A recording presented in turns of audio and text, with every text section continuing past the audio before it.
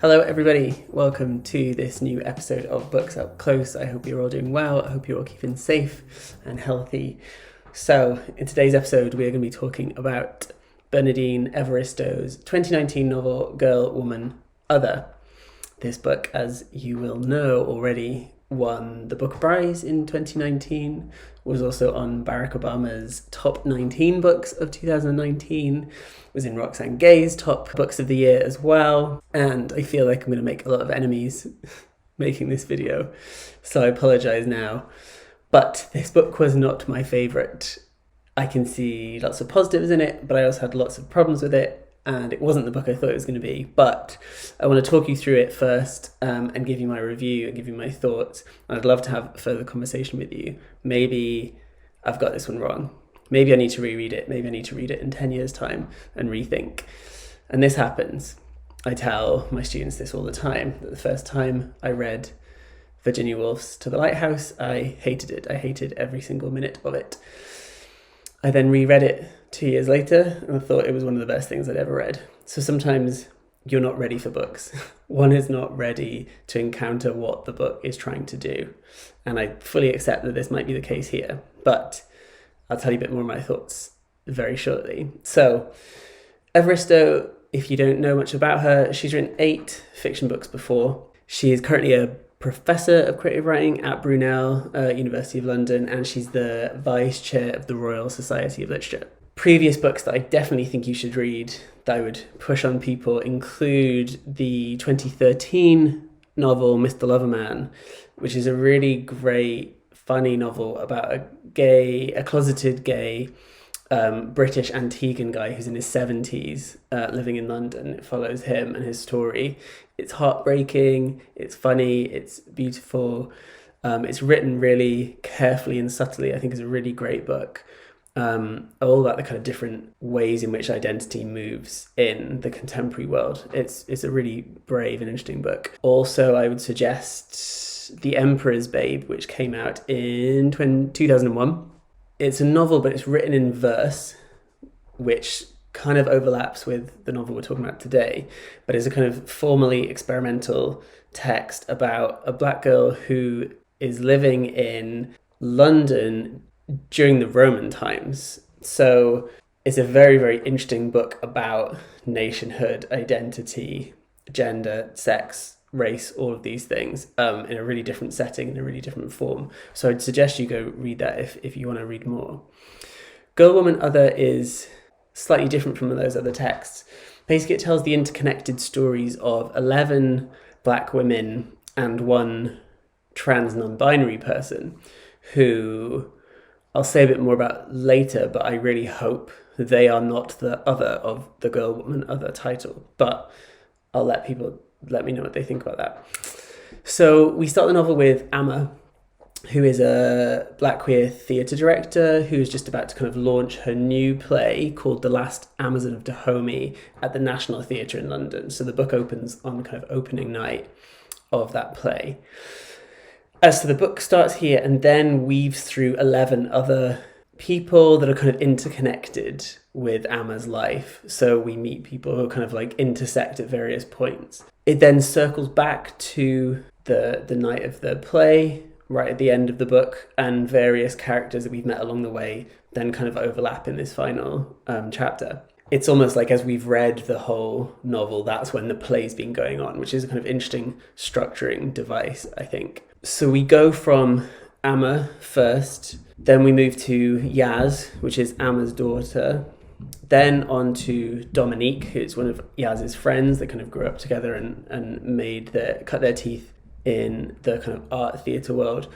And Dominique falls in love with an American woman who takes her back to America but is actually really abusive. It's really actually quite a heartbreaking chapter, that one. Really intense and quite good on the nuances of interpersonal relationships. Then we move on to people like school teachers, a woman who runs a supermarket, and so on. And the book is written in these long kind of unfolding lines. So each sentence has its own line. So each sentence is kind of indented and kind of runs to the end. and then you start a new line. So there's no capital letters, there's no full stop. So it really reads and looks like poetry. It looks like a kind of verse. And that gives the novel this really kind of propulsive, free-flowing form, which I think is an interesting form for telling stories that are interconnected, that are kind of ongoing. So the form really does something quite interesting in this book. However, while the form itself is quite interesting and original, for me, at times the prose feels really awkward.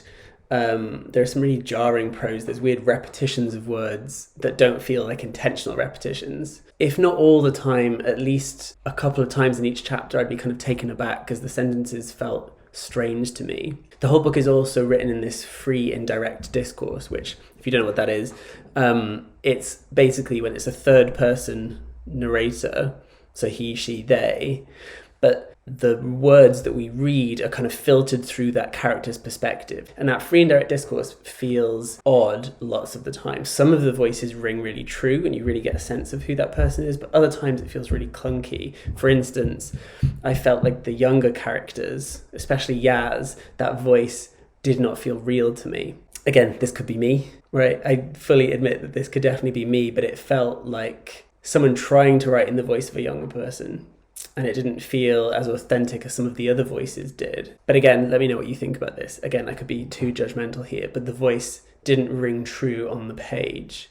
However, there is a bit of Yaz's narrative through free and direct discourse where she's imagining talking to her mother after the play has been released, and she imagines her mum talking about, and here's this long quote, so I'm going to read it, the critics sabotaging her career with their complete lack of insight into black women's lives, and how this had been her big break after over 40 years of hard graft, blah-de-blah, and how they didn't get the play because it's not about aid workers in Africa or troubled teenage boys or drug dealers or an African warlord or African-American blues singers or white people rescuing black slaves, end quote.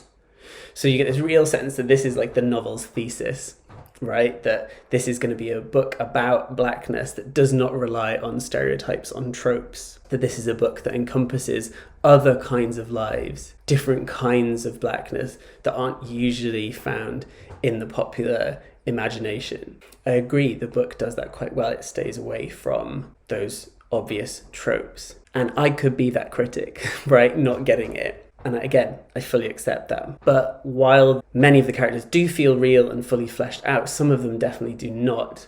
And even though it stays away from stereotype, we only get these short glimpses of each of the characters, right? Each of the characters only gets 60-ish pages each time. So we're really just getting a whole kind of snapshot of their life. The narration runs from them being quite young to growing older. And in that way, we're really only allowed a small glimpse into their lives. And as such, none of them ever rings fully true, other than perhaps Amma, because she kind of runs beneath the whole text in a way. The one chapter that did stand out to me that I felt awkwardly about is one titled Megan/Morgan.